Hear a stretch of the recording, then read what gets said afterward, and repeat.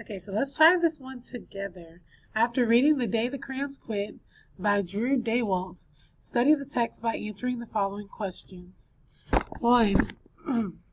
What is the point of view? Who is telling the story? So the story is told in first person point of view, and the crayons are the ones telling the story because only they know their own true feelings. Number 2, how does the point of view shape the story?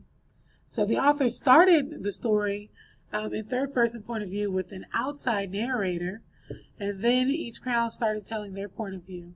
Almost every crayon thought that they were his favorite based on how much they were used by him.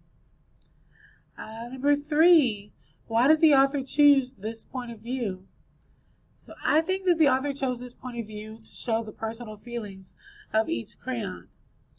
Someone can't tell you how you feel. Only you know how you truly feel. So we can't have an outside person telling your feelings. It has to be first person point of view. And number 4. Oh my. All right, there we go.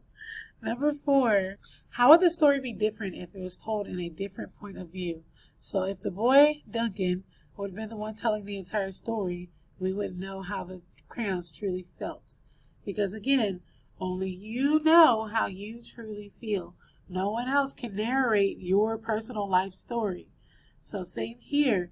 If it is first person point of view, those are true feelings coming from that person experiencing that situation at that same exact time.